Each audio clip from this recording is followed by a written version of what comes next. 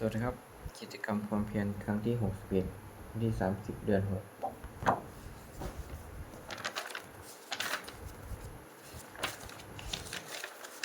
บทที่1อรหังสัมมาสัมพุทโธภควาพุทธังภควันตังอภิวาเทมิ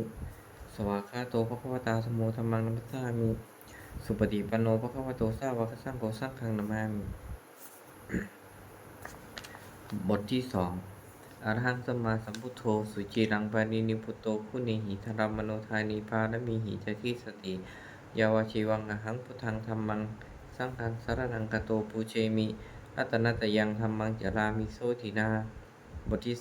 3สมันตาจักวาเรสุอัตตราคัญชันตุเทวตาสัทธัมมังมุนีราชสาสุนันตุสังฆโมคทังสัพเคกามีจรูเปคิริสีคารตเตจันตริเควิมานีทีเปรัตเทจคามีตรุวนาคหานีเคหาวัตถุมิเคเตภูมิมาจายันตุเทวาชรถาราวิสเมยักขาคันทัพพนาคาตีท่านตาสันติเกยังมุนีวาลจดังสาตโวเบสุรตูธรรมสวนาคาโรอยัมปทันตาธรรมสวนาคาโรอยัมปทันตาธรรมสวนาคาโรอยัมปทันตาบทที่4นะโมตัสสะภะคะวะโตอะระหะโตสัมมาสัมพุทธัสสะนะโมตัสสะภะคะวะโตอะระหะโตสัมมาสัมพุทธัสสะนะโมตัสสะภะคะวะโตอะระหะโตสัมมาสัมพุทธัสสะบทที่5พุทธังสรณังคัจฉามิธัมมังสรณังคัจฉามิสังฆังสรณังคัจฉามิทุติยัมปิพุทธังสรณังคัจฉามิทุติยัมปิธัมมังสรณังคัจฉามิทุติยัมปิสังฆังสรณังคัจฉามิตาติยัมปิพุทธังสรณังคัจฉามิตาติยัมปิธัมมังสรณังคัจฉามิตาติยัมปิสังฆังสรณังคัจฉามิ บทที่6นัตถิมิสารนังอัญญังพุทโธมิสารนังวรังเอเตนะสาจวัชเชนะโสติมิโหนตุสัพพทานัตถิมิสารนังอัญญังธัมโมมิสารนังวรังเอเตนะสาจวัชเชนะโสติมิโหนตุสัพพทานัตถิมิสารนังอัญญังสังโฆมิสารนังวรังเอเตนะสาจวัชเชนะโสติมิโหนตุสัพพทา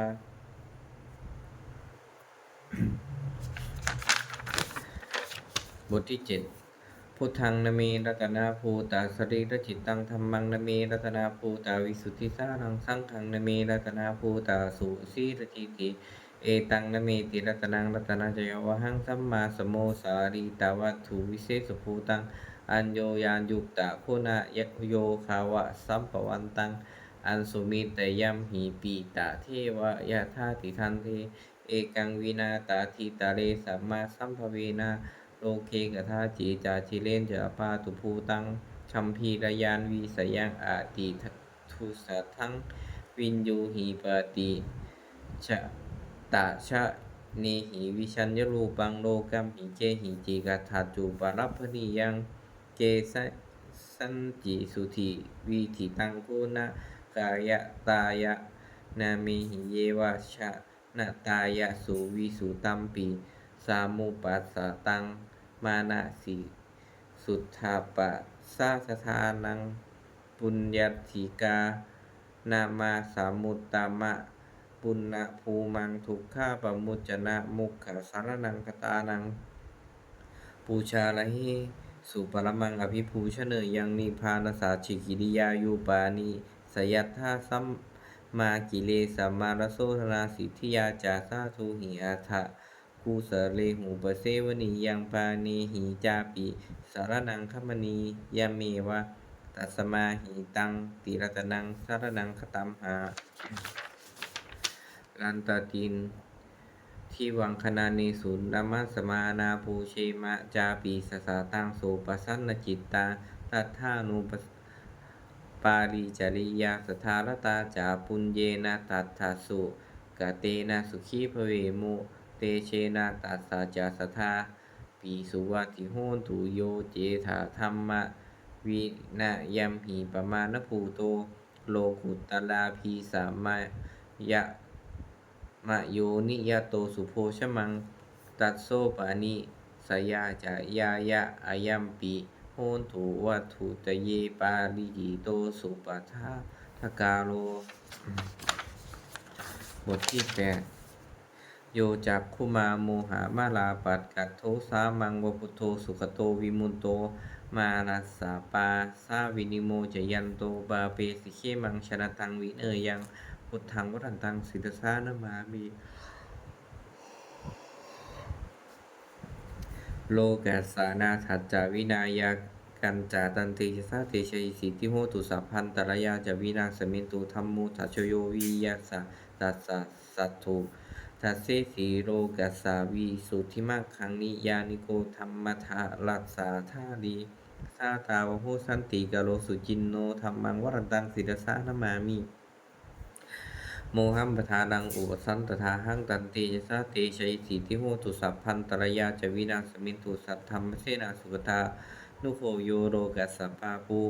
ปากิเลสะเชตาสันโตสยังสันตินิโยชโกจะสวากขาตธรรมังวีตังกโลนติสังขังวรันตังศีรสานามามิพุทธานุพุทธังสมาสีดทิทิตันเตชะสาเตชัยสิทธิโหตุสัพพันตรยาจวินาสมินตุ บทที่9นะโมอะระหะโตสัมมาสัมพุทธัสสะมหิสิโนนะโมอุตตมัตถะมัสสะสวากขาตาเสวะเตนิธินะโมมหาสังฆาสาภิวิสุทธัสสิ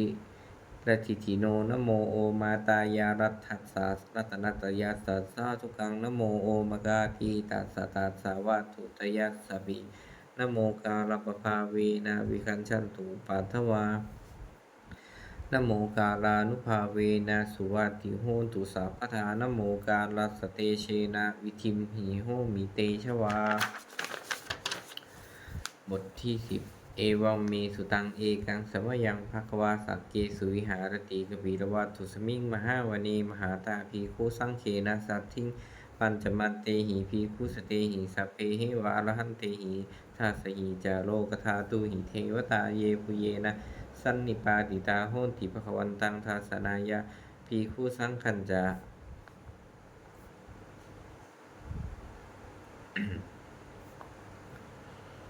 อัตโคจตุนังสุทธาวสกายิกานังเทวานังเอตาทะโหสีอยังโคภควาสักเกสุวิหารติกบิรวัตถุสมิง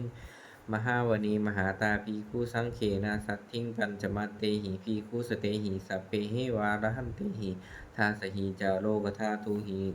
เทวตาเยปุเยนะสันนิปาติตาโหติภควันตังทัสนายาภีคุสังคัญจายันโนนามยัมภีเยนะภควาเตนุปสังกเมยามาอุปสังกเมตวาภควโตสันติเกปัจเจกคทาภาเสยามาติอัตโคธาเทวตาเสยธาปีนามาภารวาปูลิโซสัมมันชิตังวาพาหังสาเลยยาปาสาริตังวาพาหังสมิงเชยยาเอวามีวาสุทาวาเสสุเทเวสุอันตราหิตาภควโตปูระโตบาตูระหังสุอัตโคตาเทวตาภควันตังอาภิวาเทตวาเอกมันตังอัฏฐสุเอกมันตังทีตาโคเอกาเทวตาภควโตสันติเจอีมังคาทั้งอภาสีมหาสมัยโยปวนัสสมิงเทวกายาสมาคตาอาคตัมหาอิมังธรรมะสมยังทักขีตาเยวะอาปาราชิตาสังคันติอัตโคอปาราเทวตาภควโตสันติเจอีมังคาทั้งอภาสีตัตตราภิกขโวสามาทะหังสุจิตตังอันตโนอูชุกะมะกังสุสารทีวะเนตานิขะเหตวะอินทนิยานิรักขันติปาติปะตาติอัตโคภะอะอัตโคอปาราเทวตาภควโตสันติเยอิมังคาทั้งอภาสีเขตวาขีรังเขตวะปรีคังอินทลิขีรังโอหันจะมาเมชาเตจารันติสุทาวิมะนาจักขุมตาสุทันตาสุสุนาคาติอัตโคอปาราเทวตาภควโตสันติเจอิมังคาทั้งอภาสีเยเกจิพุทธังสรณังคตาเสนาเตขะมิสันติอปายภูมิปหายะมานุสังเทหังเทวกายาเทวกายังปาลิปุเรนสันติติอัตโคภควาปีผู้อามันเตสิเยปุเยนะภิกขเวทาสะ สุโลกธาตุสุเทวตาสันนิปาติตาโหติตถาคตังทัสนายาภิกขุสังขันจาเยปิเตภิกขเวอะหิสุอติตมันทานังอรหันตุสัมมาสัมพุทธาเตสัมปิภาคะวันตานังเอตปรมาเยวเทวตาสันนิปาติตาอะหิสุเสยธาภิมหังเอตระหิเยปิเตภิกขเวภาวิสันติอนาคตามันทานังอรหันโตสัมมาสัมพุทธาเตสัมปิภะคะวันตานังเอตปรมาเยวเทวตาสันนิปาติตาภาวิสันติเสยธาปิมหังเอตราหิอาทิขิสามีภิกขเวเทวกายานังนามานิจิตยิสสามีภิกขเวเทวกายานังนามานิเทสิสามีภิกขเวเทวกายานังนามานิตังสุนาถาสาสุกังมานาสีกาโรธาภาสิสามีติเอวังพันเตติโคเตปิคูภควาปัจจโสสุภควาเอตาทาโวจาสีโรกามานุตกัสสามิยัตถภูมิตาทัสสิตาเยสีตาคิริคัมพลังปะหิตาตาสมาหิตาปุถุสีหาวสันลินาโลมาหังสาวิสัมภูโนโอตาตามมานะสาสุทาวิปัสสันนะมานาวิลาพินโยปัจจสเตยัตตวาวานิกปิรวัตถเวทาโตอามันตยิสสัทธาสาวกิสัสเนระเตเทวกายาอาภิกันตาเตวิชานาถาภิกขโวเตจะอาตปมาการุสุตตวาพุทธศาสนังเตสัมปาตุราหุงยานังอามานุสานะทัสนังอเปเกสตังมัตตคุงสหัสสังอาถาสตลิงสตังเอเกสหัสสานังอามานุสานะมัตตคุงอเปเกนันตามัตถคุงทีสาสภาโคตาอาหุงตันจะสัพพังอภิญญายาววคิตวานาจักขุมาตาโตอามันตยิสสัทธาสาวกิสัสนิระเตเทวกายาอภิกันตาเตวิชานาถาภิกขโวเยโวหังกิตยิสสามีขีลีขีราหิอาบนุปุนพโสสัตตาสหัสสาวายคาภูมากาปีระวัตตวาอิติมันโตชุติมันโตวันวันโตยาสัสสิโนโมทมานาภิกขุภิกขุนังสมิติงวนังชาสหัสสาหิมาวาตายาคานานันตวันนิโนอิติมันโตชุติมันโตวันวันโตยาสัสสิโนโมทมานาภิกขุภิกขุนังสมิติงวนังซาตาขีราติสหัสสายาคานานันตวันนิโนอิติมันโตชุติมันโตวันวันโตยาสัสสิโนโมทมานาภิกขุภิกขุนังสมิติงวนังอิเจเตโสลาสหัสสายาคานานันตวันนิโนอิติมันโตชุติมันโตวันวันโตยาสัสสิโนโมทมานาภิกขุภิกขุนังสมิติงวนังวิสามิตาปัจจสตายาคานานันตวันนิโนอิติมันโตชุติมันโตวันวันโตยาสัสสิโนโมทมานาภิกขุภิกขุนังสมิติงวนังกุมพิโลราชคาหิโกเวปุลลัสสานิเวสนังพินโยนังสาตะสหัสสังยาคานังปายีรูปาสติกุมพิโรราชคาหิโกโซปะคาสมิติงวนังปุริมันจะหิสังราชาคาตรัตโทปัสสาสติคันธรรมพานังอธิปติมหาราชายาสาสิโสปุตตาปิตัสสะพหาโวอินทนามามหัมภราอิทิมันโตชุติมันโตวันวันโตยาสัสสิโนโมทมานาภิกขุภิกขุนังสมิติงวนังทักขินันจะหิสังราชาวีรูโหตปัสสาสติกุมพันธานังอธิปติมหาราชายาสาสิโสปุตตาปิตัสสะพหาโวอินทนามามหัมภราอิทิมันโตชุติมันโตวันวันโตยาสัสสิโนโมทมานาภิกขุภิกขุนังสมิติงวนังปัจจิมันจะหิสังราชาวีรูปโคปัสสาสตินาคานังอธิปติมหาราชายาสัสสิโสปุตตาปิตัสสะพหาโวอินทนามามหัมภราอิทิมันโตชุติมันโตวันวันโตยาสัสสิโนโมทมานาภิกขุภิกขุนังสมิติงวนังอุตตะลันจะหิสังราชากูเวโรตปัสสาสติยักขานังอธิปติมหาราชายาสาสิโสปุตตาปิตัสสะพหาโวอินทนามามหัมภราอิทิมันโตชุติมันโตวันวันโตยาสัสสิโนโมทมานาภิกขุภิกขุนังสมิติงวนังปุริมาทิสังทัตตรัตโททักขิเนนะวิรูหาโกปัจฉิเมนะวิรูปะโคกูเวโรอุตรังทิสังจัตตาโรเตมหาราชาสัมมันตาจตุโรทิสาทันละมานะอัฏฐาสุวานีกับปีระวัตถเวเตสังมายาวิโนทาสาอาโภวันจนิกาสทามายากูเตนทุนเวเตนทุนวิภูจะวิภูโทสหจันทโนมากามาเสโทจะกินนุขันโทนิขันโทจะปานาโทโอปะ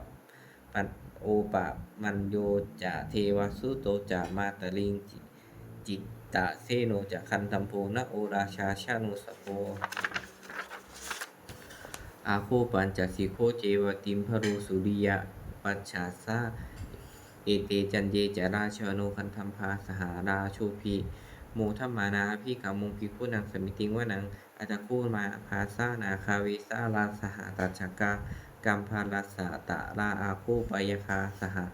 ยาติพียามุนาทาตารัธาจะอาคูนาคายาสาสิโนเอลาวันโนมหานาโคโซปาคาสมิติงวนังเยนาคาราเชสหชะสาหะรันติทิพพาทิชาปักขีวีสุทธจักผู้เวหายาสาเตวานามัจฉาปตตาจิตตาสุปันนาอิติเตสะนามังอาพยันตทานาคาราชานามาสีสุปันนโตเคมามากาสิพุทโธสะนาหาหิวาจาหิอุปะวะหายันตานาคาสุปันนาสารณะมากังสุพุทธังชิตาวะชิระหันเทนะสามุทังอสุราสิตาพาตาโรวาสาวัสเสเตอิติมันโตยาสาสีโนการขัญชามหาพิสมาอสุราธานาเวคาซาเวปจิตติสุจิตติจักปะหาระโทนาโมจีสหสัตตัญจะภาลีพุนตานังสัพเพเวโรจะนามกาสันนันหิตวาภาลิงเซนะลาหูพันธามุปาคามุมุงสามาโยธานิพันธันเตภิกขุนังสมิติงวนังอาโปจะเทวาปัทวีจะเตโชวาโยตถาคมุงวะรุณาวารุณาเทวาโสโมจะยัสสะสะสหาเมตากะรุณากายิกาอาโคเทวายัสสะสิโนทัสเสติทัสสะกายาสัพเพนานันตวันนิโนอิติมันโตชุติมันโตวันวันโตยัสสะสิโนโมทัมมานาภิกามุงภิกขุนังสมิติงวนังเวทูจะเทวาสหาลีจะอัสสะมาจะทูเวยมาจันทันสู้ปนิสาเทวาจันทามาภูรักขิตาสุริยาสู้ปนิสาเทวาสุริยมาภูปุรักขิตานักขันตานีปุรักขิตวาอาโคมันทวะนาหากาวาสู้นางวาสะโวเสโทสัพโปปาคาปูดินทโททาเสเตทัสยากายาสเพนานันตวันนิโนอิติมันโตชุติมันโตวันวันโตยาสาสิโนโมทมานาภิกามุงคีผู้นางสมิติงวนังอัตโคสหาภูเทวาชรมาขีสีฆาลีวาอาลีทากาจาโรชาจะอุมมาปุณพนิพาสิโนวะลุนาสหาธรรมาจาอัตถุตาจาเนเชกาสุเรยรุจิราคูอาคูวาสาวะเนสิโนทัสเสติทัสยากายาสัพเพนานันตวันนิโนอิติมันโตชุติมันโตวันวันโตยาสาสิโนโมทมานาภิกามุงปีกุนังสมิติงวนัง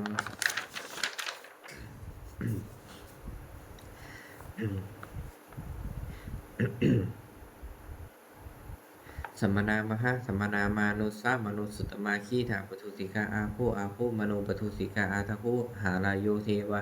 เยจาโรหิตวาสีโนปาราคามหาปาราคาอาโคเทวายาสาสิโน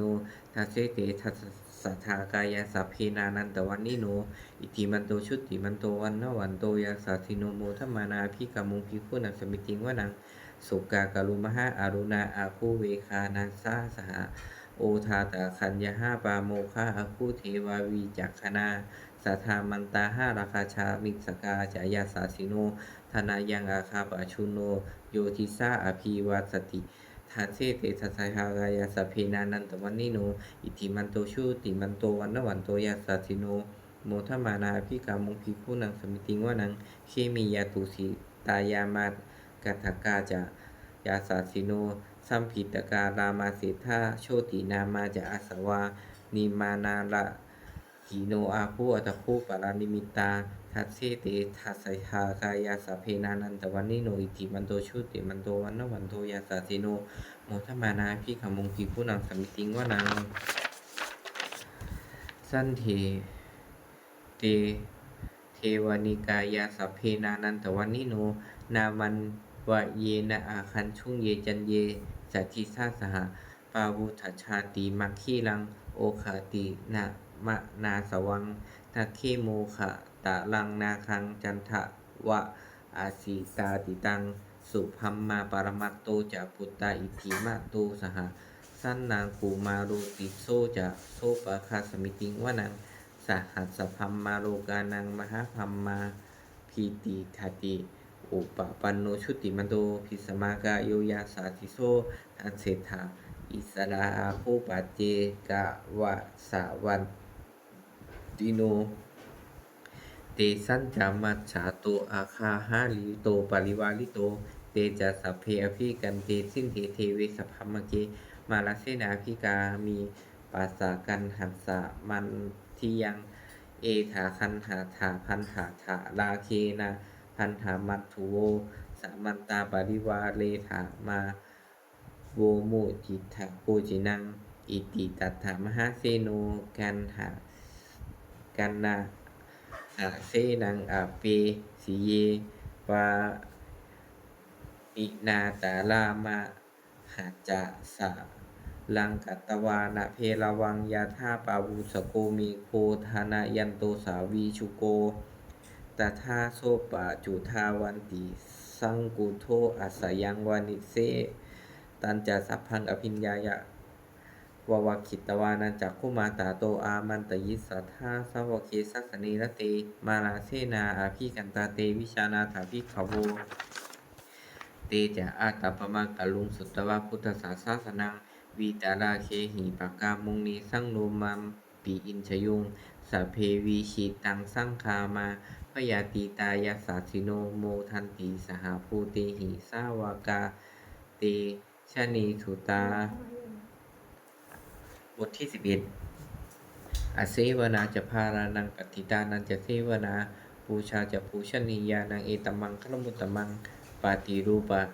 เทสาวาโซจะปูเพจะกตัญยุตากะตะปุญญาตาอัตตะสัมมาปณิทีจะเอตมังคลมุตตมังพาหุงสัจจันจะสิปันจะวินายโยจะสุสิขิโตสุภาสิตาจะยาวาจะเอตมังคลมุตตมัง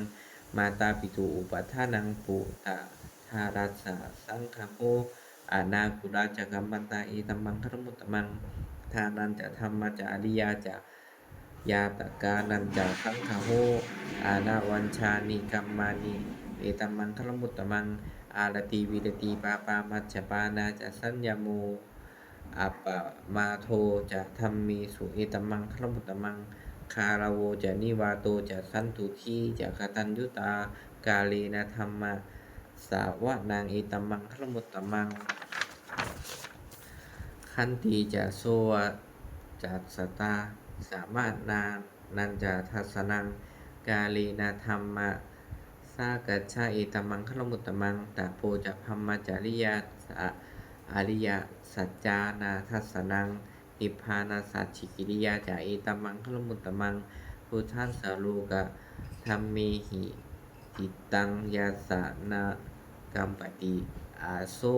กังวิละชังเคมังเอตมังคลมุตตมังเอตาติสานิกัตตวาสัพพัทธะมาปาราชิตาสัพพันธะโสทิงคันชันติตันเตสังมังคลมุตตมันติบทที่12ยังกินจีวิตังอิทาวาหูลังวาสักเคสุวายังรัตนังปณิตังนะโนสมังอัตถิตถาคาเตนะอิธัมปิพุทเทรัตนังปณิตังเอเตนะสัจเจนะสุวรรณทิโหตุขายังวิลาคังอามะตังปานีตังยาทันชักคาสักยามุนีสมาหิโตนาเตนะธรรมเมนะสามัคคีกิจจิอิธัมปิธัมเมรัตนังปณิตังเอเตนะสัจเจนะสุวรรณิโหตุยัมพุทธเสโธปริวัณยะยีสุจิงสมาธิมานันตาลิกัญญะมาหูสมาธินาเตนะสะโมนะวิชติอิธัมปิธัมเมรัตนังปณิตังเอเตนะสัจเจนะสุวรรณิโหตุเยบุคละอัฏฐสัตตังปะสัทธาจัตตาริเอตานิยุคานิโหติเตทักขิเนยาสุขตาสัสสาวกาเอเตสุทินนานิมหัมพลานิอิธัมปิสังเขรัตนังปณิตังเอเตนะสัจเจนะสุวรรณิโหตุเยสุปยุตตามานะสานะทัพเฮ นะนิกามิโนคะโคตามะสาสะนัมหิ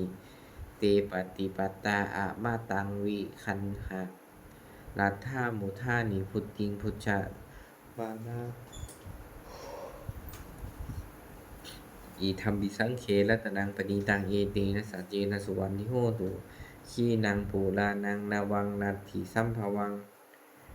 วีนันตจิตตายาติเกภาวัสมิงเตขีนาพีชาอาวีรุณหิชันทานิพันติทีรายัตถายัมปทีโป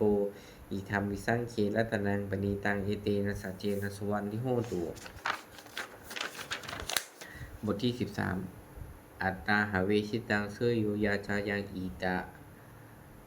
ลาบชาอัตตาทันตัสสาโปสัสสานิจังสัญญาตาจาริโนเนวาเทโวนะคันธัมโพนะ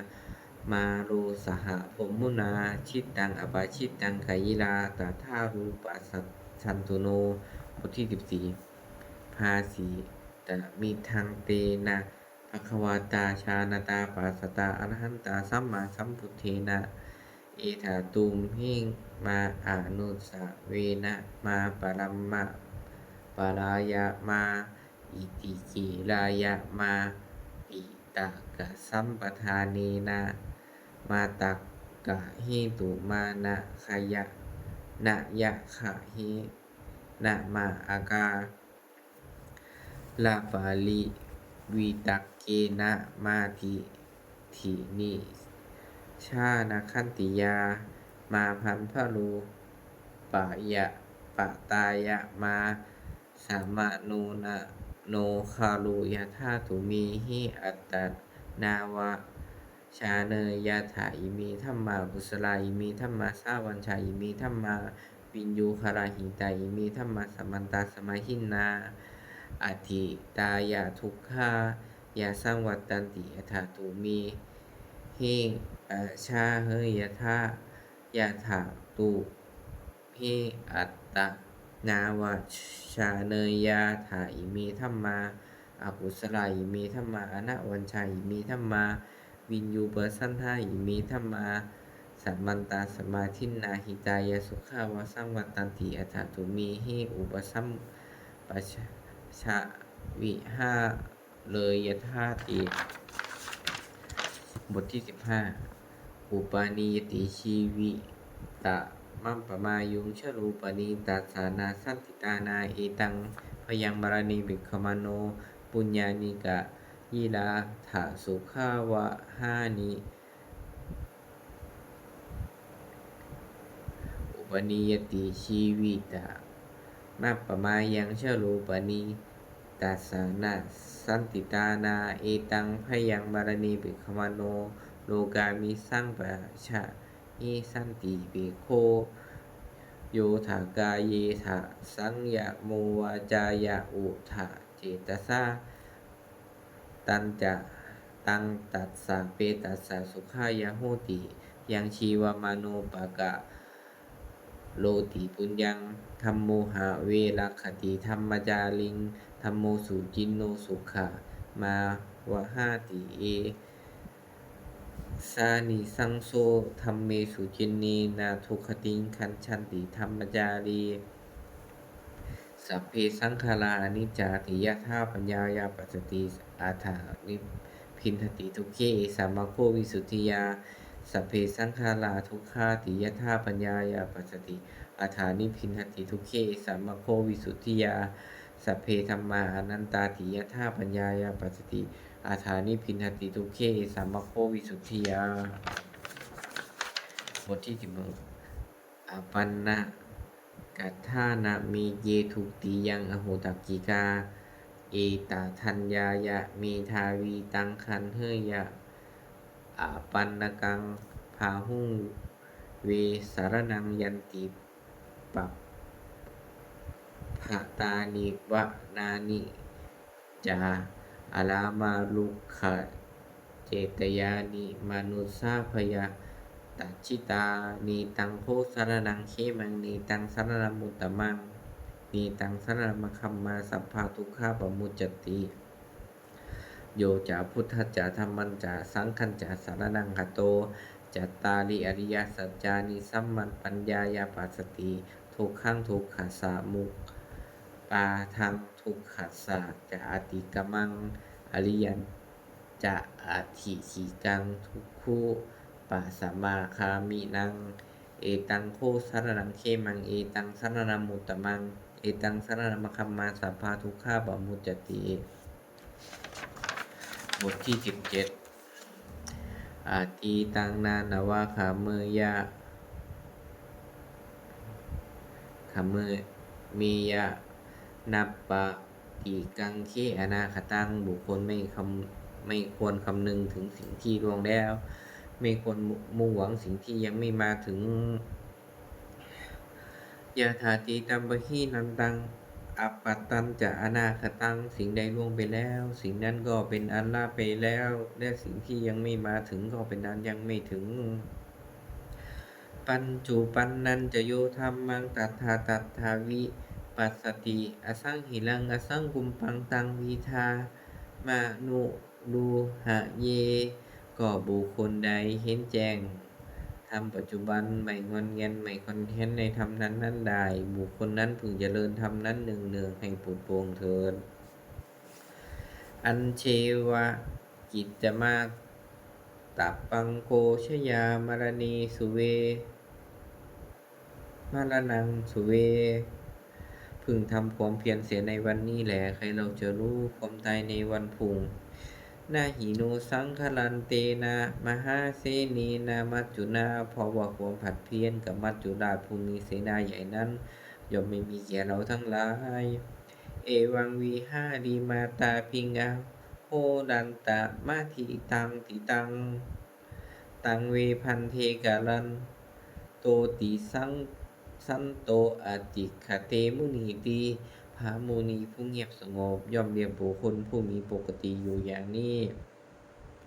มีความเพียรไม่เกียจค้านทั้งกลางวันและกลางคืนนั่นแลว่าผู้มีราดีหนึ่งเจริญโดยประการชนิดแลบทที่18ชราธรรมโมมหิชรังอนัตติโตเรามีความแก่เป็นธรรมดาจะร่วงพ้นความแก่ไปไม่ได้พยาธิธรรมโมมหิพยาทิงอนัตติโตเรามีความเจ็บไข้เป็นธรรมดาจะร่วงพ้นความเจ็บไข้ไปไม่ได้มรณะธรรมโมมหิมรณังอนัตติโตเรามีความตายเป็นธรรมดาจะร่วงพ้นความตายไปไม่ได้สัพเพหิเมปิเยหิมนาเปหินาภาโววินาภาโวเราจะละเว้นเป็นต่างๆคือว่าเราจะต้องพัดพาดจากของรักของเจริญใจทั้งหลายทั้งปวงกัมมันสโกมหิกัมมทายาโทกรรมโยนิกรรมพันธุกรรมปฏิสารโนเรามีกรรมเป็นของตนมีกรรมเป็นผู้ให้ผลมีกรรมเป็นแดนเกิดมีกรรมเป็นผู้ติดตามมีกรรมเป็นที่พึ่งอาศัยยังกัมมังกริสามีกัลยาณังวาปาปกังวาตัสสะทายาโทภาวิสามีเราทำกรรมอันใดไว้เป็นบุญหรือเป็นบาปเราจะเป็นทายาทคือว่าเราจะต้องพัดพาจากของและเขาเจริญใจทั้งปวง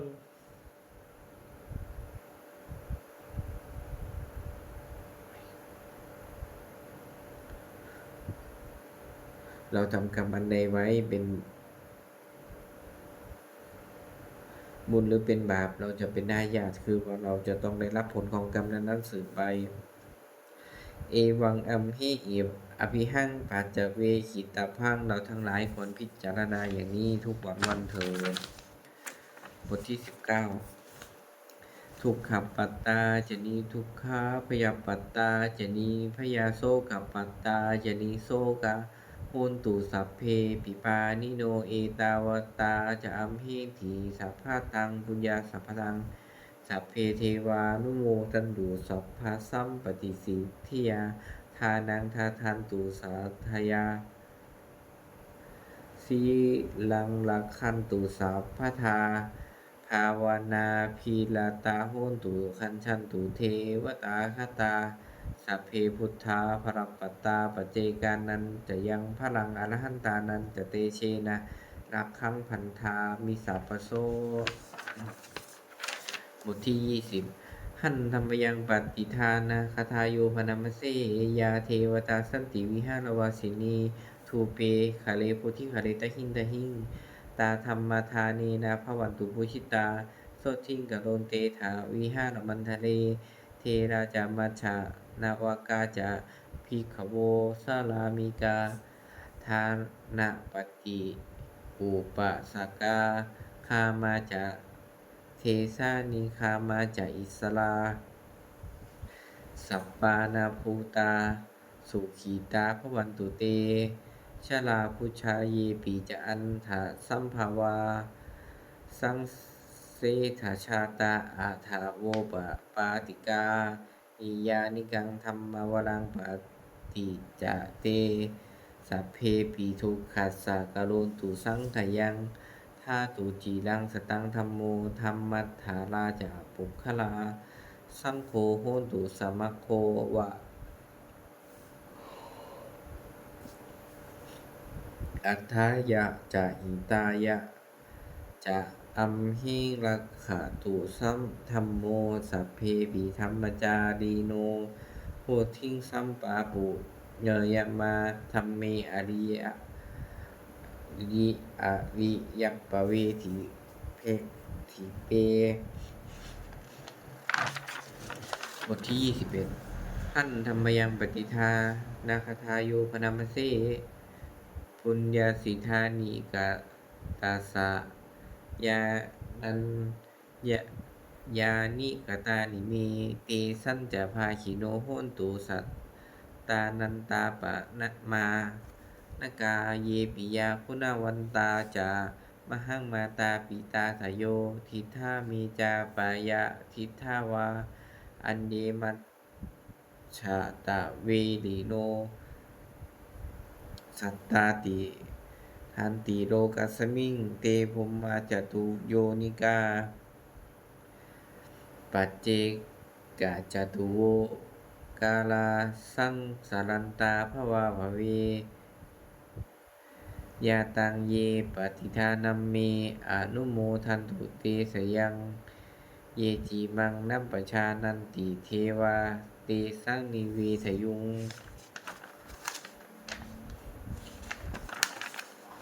มยาทินนานะปุญญานังอนุโมทนาเหตุนาสัพเพสัตตาสทาโหนตุอเวลาสุขชีวิโน